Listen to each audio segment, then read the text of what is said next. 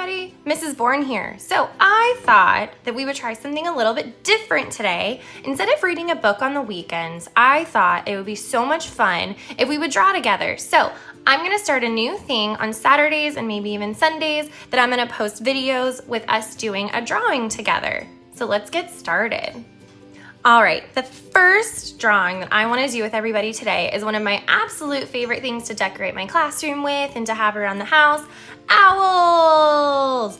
So all you're gonna need is a piece of paper. It can be any size paper you want. I'm just using regular 8.5 by 11 computer paper. You can use whatever you want. It can be colored, anything, and a pencil, crayon, or marker.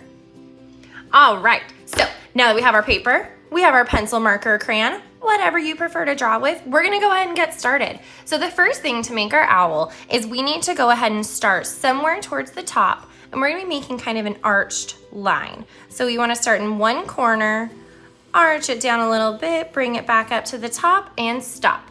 That's gonna create the ears and the head of our owl. Next, you want the body. So you can make this owl short, you can make it really long.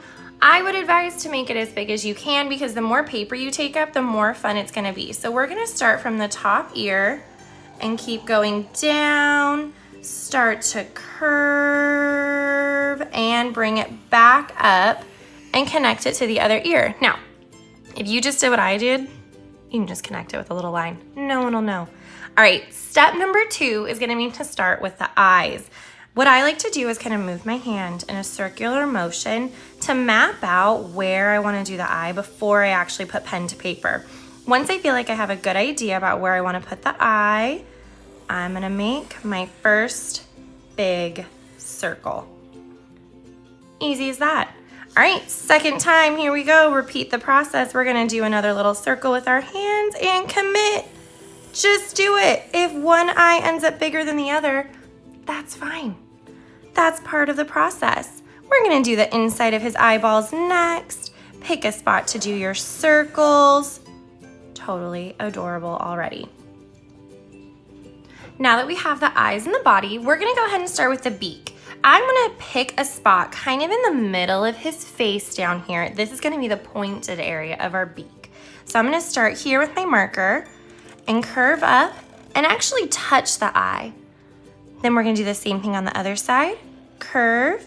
Now we're gonna connect to make the top of the beak right there. So it looks like it's almost behind his eyes. Okay, this is where it gets a little bit fun and you can be creative. We're gonna do those little details that are around his eyes that almost look like his eyes have flowers on them. So what you wanna do is maybe start over here in the corner and do your first arch and then just continue it all the way around.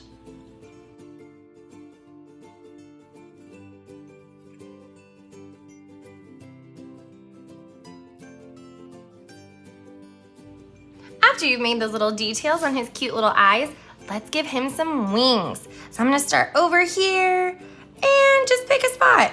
Curve it down. Maybe you wanna start from the bottom instead of the top. You can curve it up. Easy as that. Next step is the feet. I love this part of the owls. I'm gonna start kind of where I ended his wing last and just do a little loop-de-loop right there. 3 little toes, that's all we need. Make it nice and curvy. There they are. So now that we have the outline of our owl, he's looking all cute, we need to add some details. So maybe we wanna put some feathers on his wings just by putting a couple of lines in. Maybe he needs some feathers on his chest. Let's do some more of those curvy lines. Give him some feathers.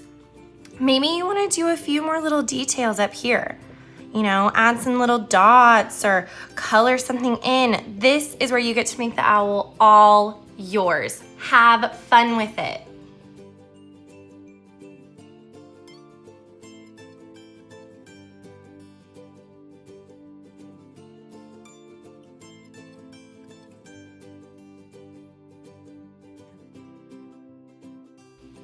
All right, so as you can see, I added even more details than our first picture. You can keep him like this. You can keep adding more details. It's up to you. This is the fun part where you get to be creative. So Once he's done and you think you're ready for colors, if you used a pencil, now's the time to get something a little darker, maybe a black crayon or a marker. Trace those lines that you made. Don't worry about mistakes. Mistakes are what make it yours. It makes it individual and perfect to you. So have fun, color away. I hope you enjoyed doing this with me. I can't wait to do more videos and get back to reading on Monday. Thank you so much for watching. Bye, everybody.